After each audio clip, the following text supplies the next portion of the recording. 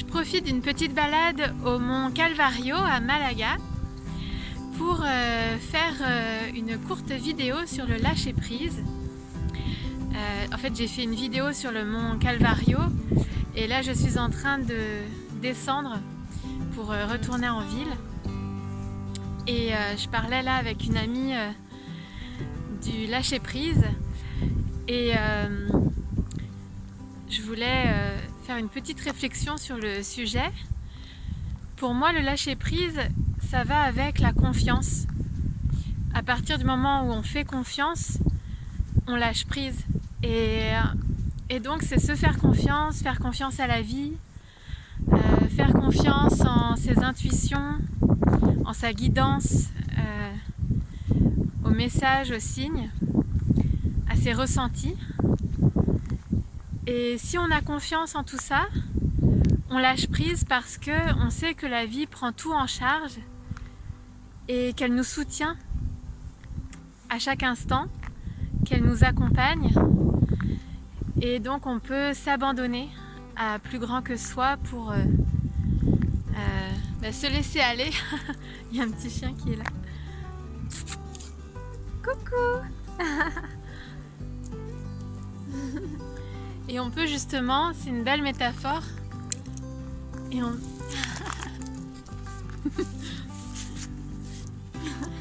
peut justement s'abandonner, jouer, profiter et hola, profiter de la vie et savourer. C'est exactement ce qu'il nous montre.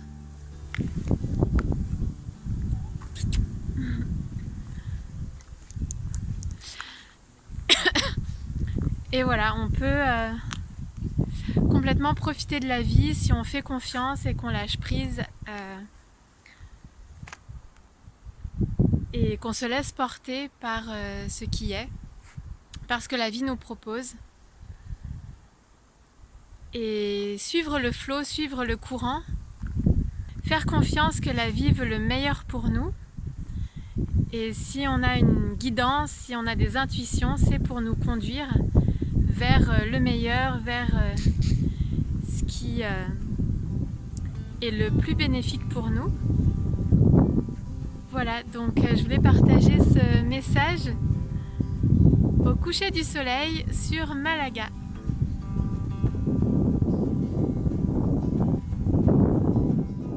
Alors je suis sur le mont Gibralfaro et j'aimerais poursuivre le thème que j'ai abordé sur le mont Calvario, sur la confiance et le lâcher-prise.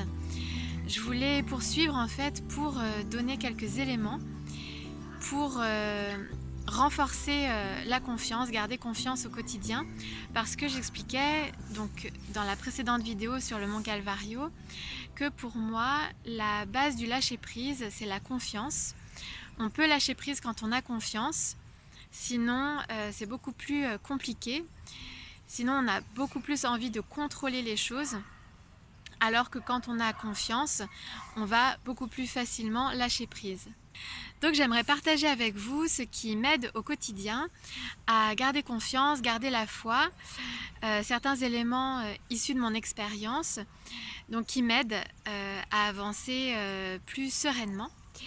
Alors, donc ce n'est pas exhaustif, ce sont juste des choses comme ça qui me sont venues à l'esprit et que j'ai en tête donc au quotidien et qui m'aident à avancer. Alors la première chose que j'ai notée, c'est revenir à une forme d'innocence, c'est-à-dire revenir peut-être à la confiance qu'on avait quand on était enfant, bébé. On avait une confiance innée en la vie, en notre entourage, en les autres. Et peut-être donc revenir à cet état de conscience, de confiance, pour se rappeler que si on est ici, la vie va prendre soin de nous et qu'on peut lui faire confiance pour ça. Donc ça c'est la première chose, revenir à l'état d'esprit peut-être qu'on avait donc quand on était bébé, enfant. On avait beaucoup moins de mental, donc diminuer la force du mental aussi, puisqu'après le mental devient plus fort avec les années. Mais quand on est enfant, on a beaucoup moins de mental et à ce moment-là, on fait plus facilement confiance. Donc, revenir peut-être à cet état-là. Ensuite, j'ai noté une maxime qui m'aide beaucoup, qui est « Aide-toi, le ciel t'aidera ».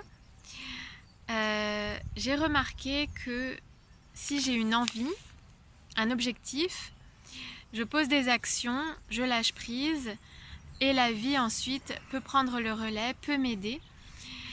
Et ça, c'est vrai que je l'ai souvent observé, je pense que tout le monde l'a observé. Et c'est toujours bien de se rappeler ça, que si on se dirige vers un objectif, vers quelque chose qui nous fait envie, qui est bon pour nous, on pose des actions et la vie en retour peut nous aider. Donc c'est une forme de co-création avec la vie. L'idée c'est d'agir et de lâcher prise, de faire de son mieux et de lâcher prise.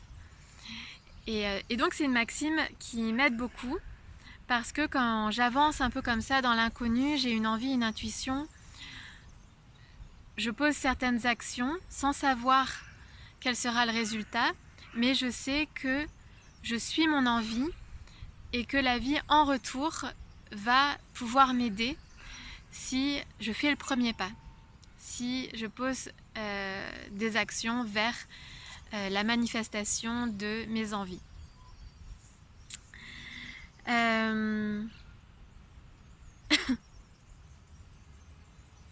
Donc pour résumer, c'est j'ai une envie, une intuition, un élan, un objectif, j'agis vers cet objectif ou je chemine vers cette envie, je pose des actions, je fais de mon mieux et je lâche prise.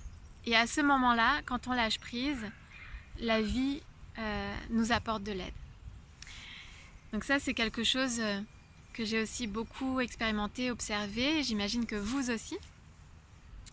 Donc pour moi, cette maxime est très utile, aide-toi, le ciel t'aidera. Ensuite, c'est aussi avoir confiance, c'est un peu dans le même esprit, avoir confiance que la vie nous apporte toujours ce dont on a besoin. Et là, en voyage, c'est quelque chose que j'observe beaucoup, que j'expérimente beaucoup. Souvent, il me manque quelque chose, donc j'ai très peu de choses dans ma valise. Et d'ailleurs, quand je suis partie de France, je n'avais que des affaires, des vêtements d'été. Et donc à Malaga, en automne, je n'avais quasiment rien pour des températures plus basses. Et une amie, par exemple, m'a offert un pantalon. On m'a offert aussi 2 manteaux, par exemple. En fait, tout le temps, on va me donner la chose qui me manque. Voire même plus. Mais en tout cas, je reçois toujours ce dont j'ai besoin. Donc c'est aussi garder ça à l'esprit, que la vie prend soin de nous et qu'on reçoit toujours ce dont on a besoin.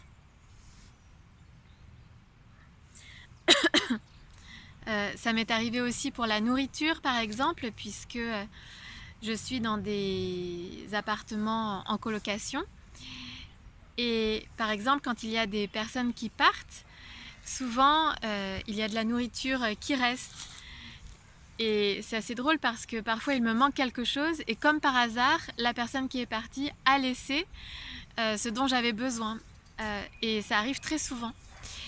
Donc voilà, toujours garder ça à l'esprit, que la vie est bienveillante et qu'elle nous apporte ce dont on a besoin. Ce qui m'aide aussi beaucoup, c'est me rappeler que la vie est pleine de surprises et d'inattendus. Et vivre le moment présent. Donc écouter mes ressentis, mon intuition, ma guidance. Me guider en fonction de ce que je ressens, de mes envies. Sans anticiper si possible sans anticiper, sans faire de projection sur le futur. Parce que parfois on a un élan, une envie, et tout de suite le mental peut intervenir et nous bloquer, alors que la vie nous pousse pourtant à aller dans une direction. Et le mental va anticiper, va projeter des peurs sur le futur, alors que la vie, c'est le moment présent, c'est écouter ses ressentis justement dans l'instant présent pour prendre des décisions, pour se diriger. Et le mental ne peut pas anticiper ce que sera l'avenir, puisque la vie c'est l'instant présent, et la vie en fait elle se construit au fur et à mesure, et elle est donc pleine d'inattendus, de surprises, et le mental ne peut pas anticiper ces surprises, ces rencontres, les synchronicités. Le mental c'est de la mémoire, et c'est aussi beaucoup de peur. Donc je pense que c'est revenir au moment présent, se connecter à nos ressentis, à ce qu'on a envie de faire, poser des actions sans anticiper le futur au maximum. Ce qui n'est pas forcément facile, mais voilà, juste agir dans le moment présent et laisser faire la vie, parce que la vie nous soutient. Et si on se dirige vers quelque chose qui est bon pour nous, vers nos envies, donc ce qui nous rend vivants, en vie, en 2 mots, la vie nous soutient et nous apportera ce dont on a besoin. Mais pour ça, ça nous demande justement de lâcher prise, de faire confiance, et voilà, et laisser place à l'inconnu et aux surprises. J'expérimente souvent l'inattendu pendant le voyage que je suis en train de faire, et donc bien souvent les solutions arrivent de façon surprenante, toujours dans le moment présent. Donc la formule c'est toujours la même, c'est j'agis, je fais confiance et je lâche prise. Et donc j'ai vécu pas mal de situations comme ça qui se sont résolues dans le moment présent. Par exemple à Tenerife, j'ai passé quelques jours dans un hôtel, je partageais une chambre d'hôtel avec quelqu'un. Et donc on avait prévu de passer quelques jours à l'hôtel, puis elle devait partir, donc j'ai commencé à chercher une autre solution d'hébergement, parce que je ne voulais pas rester seule à l'hôtel, ça revenait un peu cher. D'ailleurs c'est quelqu'un que j'ai rencontré comme ça, encore une fois, entre guillemets, par hasard. On ne se connaissait pas, on s'est rencontrés sur un groupe WhatsApp, et sans se connaître, on a décidé de partager une chambre pendant quelques jours. Donc elle partait, et donc je devais trouver une autre solution d'hébergement. Donc j'ai publié des messages dans des groupes WhatsApp, sur Facebook, et j'ai laissé faire, j'ai lâché prise. Et le jour où je devais partir, donc c'était un samedi, on devait quitter la chambre à midi maximum. À 11h, je n'avais encore aucun hébergement, aucune chambre. Je ne connaissais pas l'endroit où j'étais, je venais d'arriver, ça faisait juste 5 jours que j'étais dans le sud de l'île. Et donc j'ai lâché prise, et à 11h30, quelqu'un m'a envoyé un message sur WhatsApp pour me proposer une chambre dans un appartement, donc en colocation. Et voilà, de façon complètement inattendue, et juste avant le check-out de l'hôtel. Et c'était une chambre, un appartement magnifique, proche de la mer, en plus à un prix très bas pour la résidence, avec piscine, quelque chose de très luxueux. Et voilà, et j'ai reçu en fait ce message à 11h30 alors que je devais quitter la chambre d'hôtel à midi. Pour moi, ça a été un enseignement très riche, très fort à ce moment-là, parce que j'avais lâché prise, je faisais confiance que quelque chose allait arriver, et c'est exactement ce qui s'est passé. Ça m'est arrivé aussi une autre fois à Tenerife. Fin juillet, je devais quitter l'appartement où j'étais. Et quand j'ai appris la nouvelle, il me restait environ 10 jours pour m'organiser et trouver un autre appartement. Mais j'ai reçu des messages, donc des signes de la vie, des intuitions qui m'invitaient à chercher un appartement plus tôt que prévu. Donc j'ai commencé à publier des messages sur les réseaux, sur WhatsApp, sur Facebook. Et j'ai compris pourquoi, parce que j'ai dû quitter l'appartement où j'étais en fait du jour au lendemain, parce que la colocation devenait difficile et j'ai dû trouver une solution un peu rapide, un peu d'urgence. Et donc grâce au message que j'avais reçu, qui m'invitait donc à passer à l'action, j'ai pu trouver un hébergement en fait très rapidement, on va dire je crois le jour même ou le lendemain. Après la publication de mes messages, une personne m'a contactée, j'ai visité l'appartement, ça m'a bien plu et en fait comme j'ai dû partir très vite, voilà, j'ai écrit à la personne en lui demandant s'il était possible d'emménager plus tôt que prévu. Il a accepté et donc j'ai pu partir et déménager. Et là encore, c'est quelque chose que je n'aurais pas pu anticiper et qui s'est vécu en fait dans le moment présent. Donc là encore, il s'agit d'écouter ses ressentis, les messages qu'on reçoit, agir et lâcher prise. Et la solution est arrivée un peu comme par magie, parce que la personne qui m'a contactée, chez qui j'ai habité ensuite, n'était même pas sur Facebook. C'est-à-dire que elle m'a contactée sur Facebook. Par contre, c'est quelqu'un qui n'utilise pas Facebook en général. Donc ce qui s'est passé, c'est que c'est une amie à lui qui a vu mon message dans un groupe d'expats à Tenerife. Elle a pensé que ça pouvait l'intéresser et elle lui a transféré le message que j'avais publié. Et c'est comme ça qu'il m'a contacté, mais lui-même n'avait pas vu mon message. Donc ça peut paraître assez dingue, mais c'est ça justement la magie et la confiance en la vie. C'est aussi faire confiance aux synchronicités, aux rencontres. Et ça, c'est vrai que le mental ne peut absolument pas l'imaginer, l'envisager,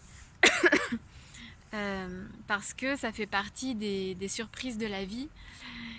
Et c'est chouette de se dire qu'on ne peut pas tout programmer. Et finalement, c'est chouette de vivre comme ça, de suivre le courant et voir ce qui se passe, voir ce que la vie nous propose, en sachant qu'elle souhaite le meilleur pour nous et qu'elle prend soin de nous.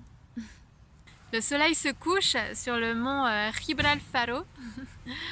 Alors pour terminer cette vidéo, donc la dernière chose que j'ai notée et donc qui va avec ce que j'ai dit avant, c'est être attentif aux signes, aux messages de l'univers.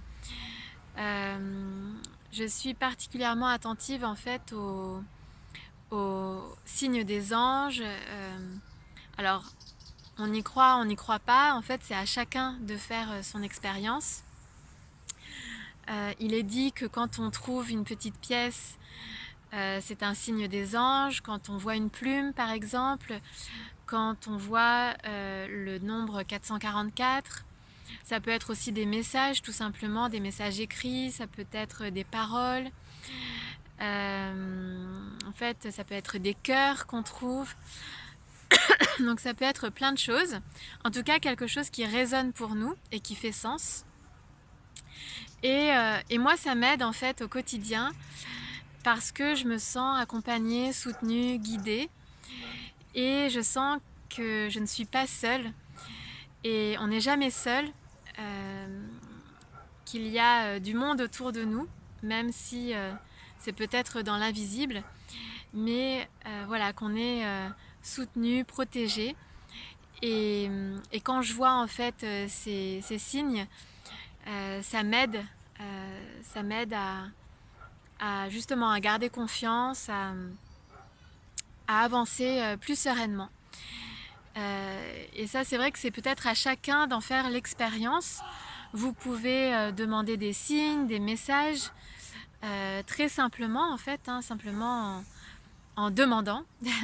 Demandez et vous recevrez.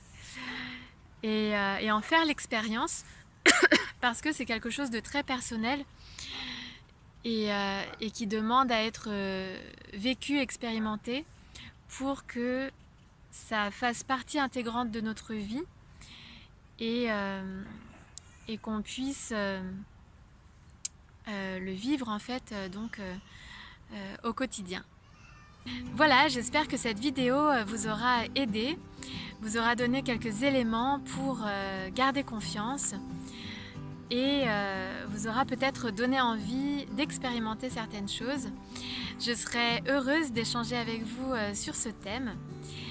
Et si vous avez des questions, je serai aussi heureuse d'y répondre ou de développer certaines choses. Je vous dis à très vite pour de nouvelles vidéos.